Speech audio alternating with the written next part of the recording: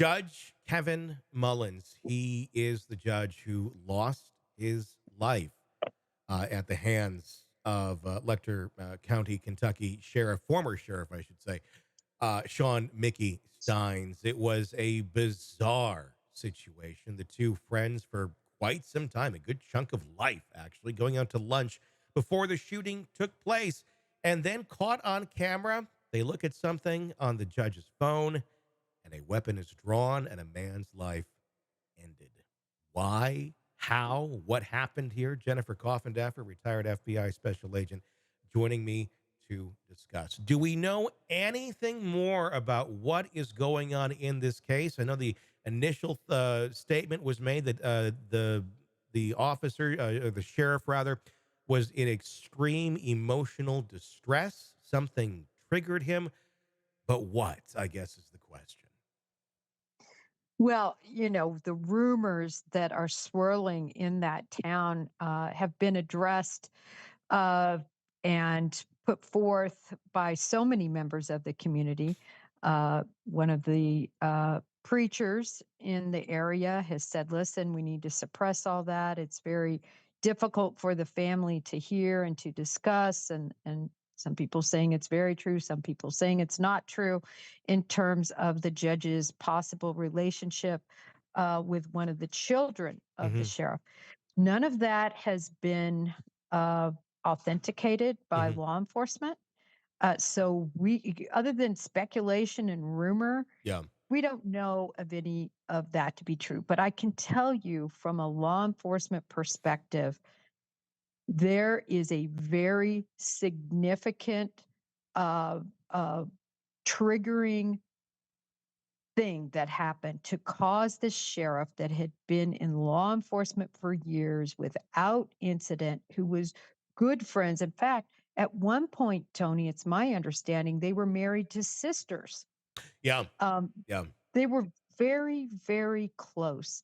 And to turn, and I know you've probably seen the footage, as has your audience, but he walks in there. It's so deliberate and calculated, turns, faces him. This isn't a ambush from behind. He wants him to look straight into his face, shoots him, and then as he's leaving, turns back around and shoots some more. Hmm.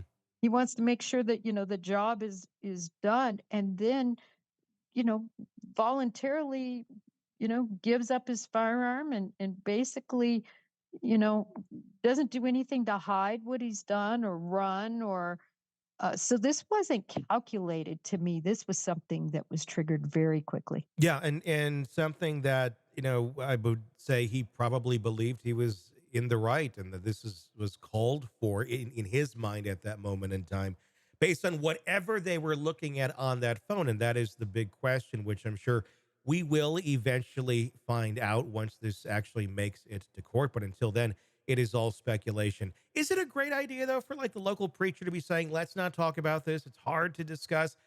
Like, I get that, but at the same point, maybe we should be discussing this. Maybe things should be dug into right now. If not now, when? So maybe some truth can come to light. Maybe some other people can hear stories. Maybe other people can come out if there is more to it. Because especially when you talk about things, and again, all speculation, but when you talk about things, relationships, adults with minors and things like that, and I'm not saying he had that because we just don't know, but oftentimes, folks who are doing that are often involved with more than just one person. So I don't know that it's a great idea to say let's it hurts everybody's feelings. It does, but yeah, we do need facts here. Yes, I mean, law enforcement is going to be all over this in terms of digging deep into everybody's phone records that were in this inner circle. And again, we don't know that this was the situation. I can think of so many other things that could have been on the phone. But as I always say, at the root of every ounce of rumor is an ounce of truth. Yeah. Not completely. I mean, what if the phone was used and was thought to be that of the daughter, but was really being utilized by the wife to communicate? Yeah. right? And then that was what the issue was. Or what if there were photos that were seen and not even communications? We just really Yeah. don't know right now. But I found it very interesting that the preacher did make those announcements, and it seems to have quelled some of the rumor mill, at least to some degree. Yeah. Uh, there's so many questions as to what took place here. How do you think, number one, that this will make it to trial, considering just how blatant it is that, it's on video, he shot him. There's no question that he shot him. I know he's pled not guilty, but are we going to see this go to trial with some sort of defense of emotional distress or something of that nature? I think it'll go to trial unless he gets offered some sort of plum deal, a Hmm. plum deal like, manslaughter, 5 years, time served, some plum deal like that. Because I think the sheriff would take something like that. I think he realized that even though he did something, I think he believes he was sort of authorized by a greater being to do. Hmm. I think that he understands there's going to be some sort of punishment, Yeah. and I think he would take a reasonable punishment. But I don't think that other than a plum deal, he'll take an offer. I see him possibly going to trial, especially if it is egregious Yeah. circumstances like what's flying around. Because if it is, you're going to have a lot of people in that jury box that may just say, I would do that. Yeah. I mean, I think if it does play out the way that the rumors have been flying around, I think you'd have a lot of dads and such who would be like, "Yeah, I'd do the same thing too if I found out that information." But again, we just don't know. We don't know what happened. It might have absolutely nothing to do with the daughter and the family. I mean, there could have been some other horrible stressor in this man's life at that moment in time that could have pushed him over the edge as well. It may or may not even involve that judge. That's just what we do not know. How and when do you think we will find out more answers to the mysteries in this case? Well, I think we'll find out sooner rather than later. And this is why, as far as I know, there's been no gag order, there's been no protective order. And so, as court documents start to fly and we start seeing discovery, that's when we're going to start seeing things come out. Now, will the judge in this matter, put a protective order or a gag order in place? That well could happen. I mean, this is a small community. Mhm. I also look for a venue change. I mean, Yeah. everyone in this little town would know the sheriff and the judge, or would have had some interaction, at least to some degree, even if it was just seeing them on television or Mhm. seeing their signs, or having somebody they know arrested, or something good done, right, Yeah. by the sheriff and his officers.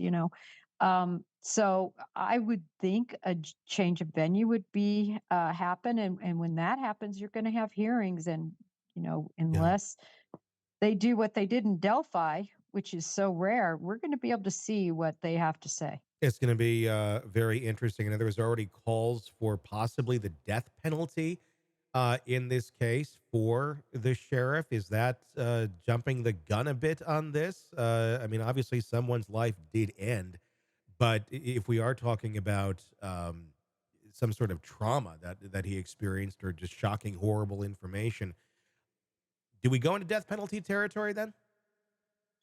Well, it was a cold-blooded murder. It's caught on tape. So part of the parameters of considering a death penalty is the strength of evidence. And Okay, there's really no stronger case than when you see a murder on film. And true. then you take also into account that he's a sheriff's officer, so he knows right from wrong. Yeah. So you take that into account. But as you said, was this a moment of temporary insanity due to an impassioned feeling or belief regarding a situation? Is that mitigating? And that's, of course, what will be argued. Yeah. And was it mitigating enough to get him off the hook in a jury's eyes? Be also interesting to see how the community reacts to whatever the reason is, and how easy it is for them to pick sides on something like this. I mean, it could be very obvious what side one would want to be on once we find out the answers to what took place here, or it could put everybody in the middle, and you could end up with another situation similar to Karen Reed, I suppose. Yeah, and it also, what if we never find out? Yeah, What if they can't find anything? I mean, I'm just playing devil's advocate. yeah. I don't think that will necessarily be the case, but what if it is? What if we never know? Then you do have a death penalty case. Then you do have probably a very easy conviction. But I just think there's something much more to this. I think this is an onion, and we've seen layer one. Yeah, I mean, one would have to guess this man has already spoken to investigators and given his reason for acting the way he did. But we have yet to figure out exactly what that is, and hopefully we find out soon, for the sake of everybody in that community.